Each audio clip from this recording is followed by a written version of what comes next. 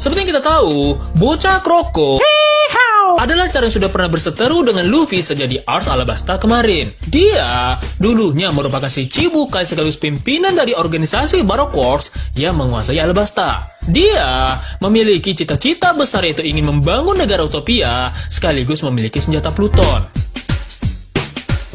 Dari apa yang memilah di forum-forum, banyak fans yang sepertinya meremehkan Char Kroko atau si Mr. Nol ini. Bagaimana tidak, statusnya sebagai si Chibukai yang pertama kali kalah dari Luffy menunjukkan itu. Tapi sebagai fans One Piece sejati, coba pikirkan ini. Oda sendiri awalnya memang sempat merencanakan Kroko ini untuk menjadi salah satu musuh terakhir sehingga One Piece akan selesai dalam waktu 5 tahun. Akan tetapi yang terjadi, One Piece ternyata lebih dari itu. Kekalahan Kroko dari Luffy membuat fans menganggapnya sebagai si Chibukai terlemah. Ditambah lagi dengan bounty-nya yang hanya 81 juta berry. Memang masih ada si Chibukai lain yaitu Hancock yang bounty-nya masih lebih rendah dari Kroko yaitu 80 juta berry.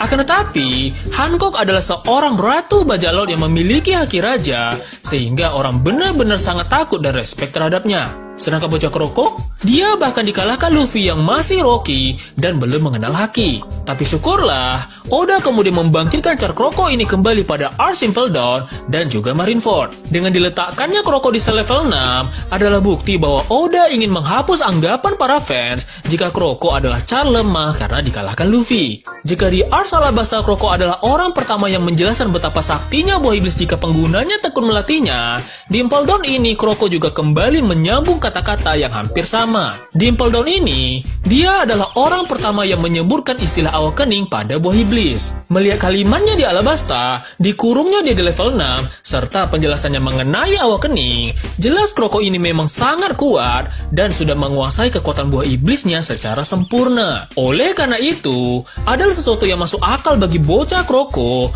jika dia bisa mengimbangi Luffy dan Mihawk dengan mudah dalam pertarungan, walau kemarin ia sempat kalah telak dari Luffy di Alabasta. Di Marineford ini juga, Oda akhirnya menjelaskan hubungan masa lalunya dengan Shirohige. Oda menjelaskan jika dahulu Kroko pernah mengincar kepala Shirohige dan Kroko pun kalah dalam duel one-on-one dengan Shirohige tersebut. Kekalahannya dari Shirohige ini memberikannya luka batin dan mental yang cukup dalam sehingga masuk akal jika Kroko yang berhasil membuat Luffy hampir mati 2 kali ini menjadi berbalik di mana Luffy lah yang akhirnya berhasil mengalahkannya. Dan selepas perang Marineford, dia menunjukkan bagaimana dia yang sudah pulih dari luka batinnya sehingga Kroko kini kembali pada tabiat aslinya. Nah, apakah cukup hanya sampai di situ? Ternyata belum, coy.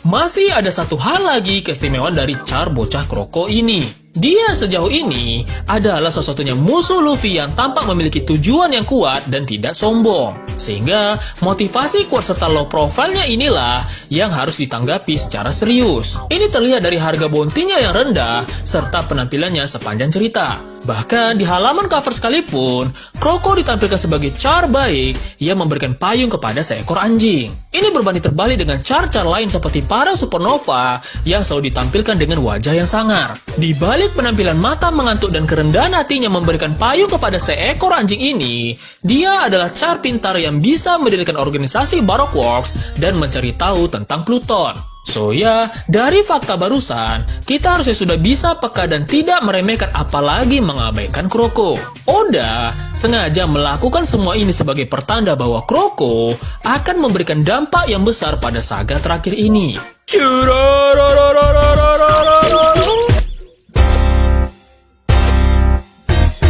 Organisasi Cross Guild hanyalah prank dari Oda?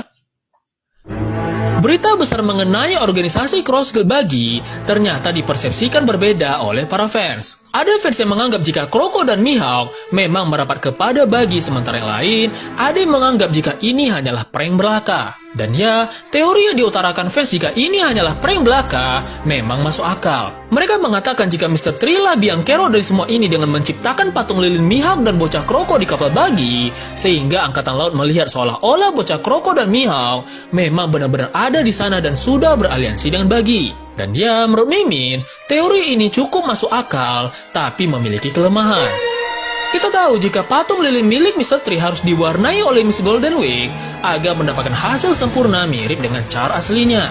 Jika tidak, patung-patung lilin tersebut hanya akan berwarna putih belaka dan ketahuan palsunya.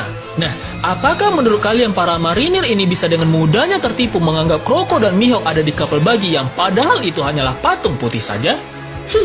Jelas tidak, bukan?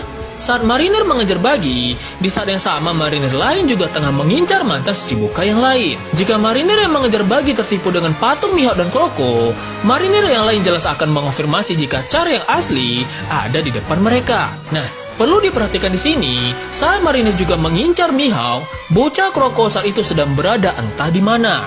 Ya, dia memang sedang berada di dunia baru seperti yang ditampilkan pada halaman cover, tapi sama sekali tidak ada panel yang menunjukkan di mana angkatan laut juga sedang mengepung Kroko. So ya, menurut Mimin, disinilah kuncinya guys.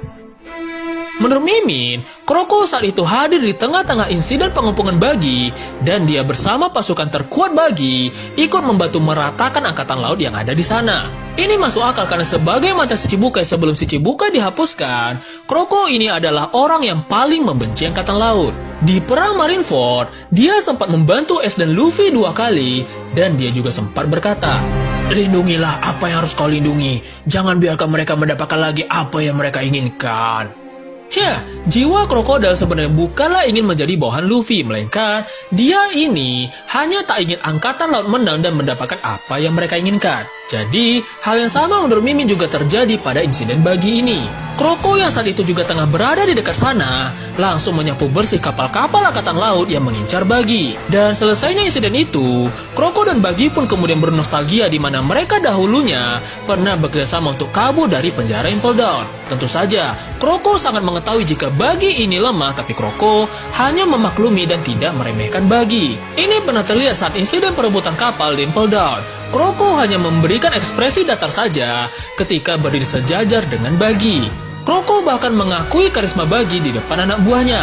Nah, menurut Mimin, apa yang ditampilkan Kroko dulu kepada Bagi kurang lebih sama dengan apa yang ia tunjukkan kepada Bagi kemarin di tengah insiden pengepungan itu. Alasan dan tujuan besar Kroko gabung dengan Bagi. Karena Kroko adalah cara yang saat itu bertemu dan membantu Bagi membereskan angkatan laut, maka praktis Kroko lah orang pertama yang bergabung ke dalam organisasi Cross Guild ini. Bisa dibilang, Kroko yang memang saja setelah selesai perang Marineford ingin kembali ke dunia baru ini, memanfaatkan Bagi agar dia bisa mencapai tujuan besarnya ini. Dengan kata lain, Kroko memang sudah merencanakan ini dan pertolongan yang ia berikan kepada Bagi bukanlah sebuah makan siang gratis. Kroko yang seorang otak mafia dan pebisnis ini memiliki ide untuk membalik keadaan dengan memberikan harga kepala angkatan laut supaya dunia mengejar-ngejar mereka layaknya mereka mengejar-ngejar bajak laut. Ya, dengan kata lain, ide Cross Guild dan ide memberikan harga kepala angkatan laut sebenarnya adalah ide Kroko bukannya ide dari Bagi. Dan Kroko sadar jika ide besar ini hanya akan bisa terlaksana jika ia memanfaatkan Bagi karena ia tak bisa menjalankannya sendirian. Kroko adalah mafia yang sangat berpengalaman dalam hal bisnis dan juga membangun organisasi. Tapi dia tidak mungkin membangun itu semua dari nol lagi di dunia baru ini karena kini dunia sudah bergerak cepat dan dia akan ketinggalan jika melakukan hal itu. Selain itu, dia juga adalah orang yang tidak mau gabung dengan ide orang lain seperti yang ia tunjukkan kepada Luffy. Oleh karena itu, Mimin yakin dan percaya jika ide Cross Guild ini sebenarnya adalah idenya si bocah Kroko. Dan tentu saja, untuk memperkuat ide organisasi ini, dia mengajak Mihawk untuk ikut bergabung ke dalam idenya ini. Mihawk yang saat itu baru saja meratakan para marinir di Pulau Korigana Grand Line ditelepon Kroko dan diajak untuk menyatukan kekuatan agar ide besarnya membalikkan keadaan bisa terlaksana. Kroko mengatakan kepada Mihawk jika dia, Mihawk dan Bagi adalah bajak laut Old Generation terburuk sehingga mereka harus menyatukan kekuatan dan jangan mau kalah dengan aliansi trio Supernova New Generation terburuk. Tentu saja, skill Kroko yang sangat luar biasa dalam hal negosiasi ditambah keinginan Mihawk yang juga ingin kembali menjadi buas membuat Mihawk setuju dengan tawaran dari Kroko ini. Berbekal itulah, organisasi Cross Guild pun akhirnya tercipta. Akan tetapi, ketika kata law yang tersisa kemudian mendengarkan percakapan ini, mereka semua mengira jika ini adalah idenya bagi si badut. Oleh karena itulah, ketika berita ini sampai ke telinga Morgans pun menganggap jika Bagilah pendiri sekaligus pimpinan dari organisasi trio All Generation terburuk ini. Padahal yang sebenarnya terjadi adalah Krokolo yang menjadi otak dari semua kejadian ini. Ini mirip dengan apa yang terjadi di Whole Cake Island, di mana otak penyerangan Big Man tersebut